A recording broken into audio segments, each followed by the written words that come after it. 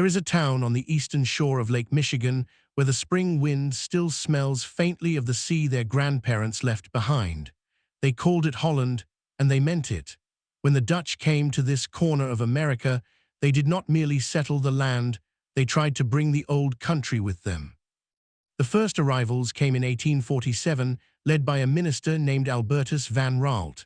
They were seekers of religious freedom and open ground, and they found both in a swampy stretch of Michigan timber. Winters here were cruel to newcomers, but the soil, once drained, was black and generous, the kind of earth a Dutch farmer could love. For decades the colony survived on faith, furniture, and stubbornness. Then, in the early 20th century, a schoolteacher had an idea that would remake the town's whole identity. Her name was Leda Rogers, and in 1927 she proposed the city plant tulips, thousands of them, as a civic beautification project. The council agreed and ordered 100,000 bulbs from the Netherlands. They pressed them into parks, into boulevards, along the curbs of ordinary streets, and when that first spring came, the whole town seemed to catch fire in slow, silent color. The idea had rooted deeper than anyone imagined. By 1929, the first Tulip Time Festival was born. Residents scrubbed the sidewalks in wooden shoes, an old Dutch custom performed as living theater. Girls in starched lace caps and striped aprons danced the klompen down streets lined with impossible blooms. It was part memory, part performance, a homesickness turned into celebration. The growers behind those blossoms were serious people. Tulip cultivation is patient, unforgiving work. Bulbs must be lifted, dried, sorted, and stored, then replanted before the first hard frost. A single bad season can rot an entire field. The families who mastered it treated their fields the way their ancestors had treated the polders, as ground reclaimed by discipline and prayer. For a generation, that was enough. The tulips came, the tourists came, and the town told its story in petals every May. But something was still missing.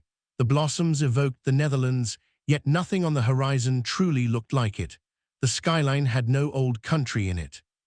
In the early 1960s, a group of civic dreamers decided to fix that. They would not build a replica windmill. They wanted the real thing, an authentic working Dutch mill, aged by centuries of North Sea weather, brought across the ocean to grind flour on American soil. They found her in the Dutch province of Zeeland, a towering grain mill built in 1761, named De Zwaan, the Swan. She had survived 200 years of storms and had even taken damage during the Second World War. By the 1960s, the Netherlands had few working mills to spare, and permission to export one was rare and precious. The Dutch government agreed to let her go on one condition, that she be preserved and operated as a genuine mill, not a hollow monument. So the Swan was taken apart.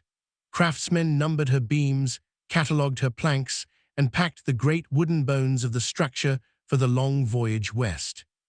She crossed the Atlantic in pieces, plank by plank, in the year 1964. A Dutch millwright named Jan Medendorp came with her because a mill this old cannot simply be assembled from a diagram. It has to be raised by hands that understand its language, its joints, its centuries-old logic of wind and gear. They rebuilt her on a low island in the Black River, on a mound of earth to catch the lake breeze. Slowly, the Swan rose again, cap, sails, and stage, over a young American town. When her great canvas sails first turned in the Michigan wind, some of the old-timers are said to have wept. De Zwaan became the only authentic working Dutch windmill in the United States. She grinds flour still, her millstones turning on the power of the same wind that once crossed Zeeland's fields. Visitors climb her wooden stairs and stand inside a machine older than the country around it.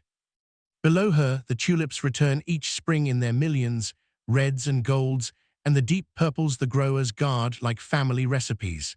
The fields ripple in the same wind that turns the sails, an unbroken conversation between flour and mill, between the old land and the new. The families who tend them now are the great-grandchildren of the first bulb orders. They speak of their work the way people speak of an inheritance, not something owned, but something kept.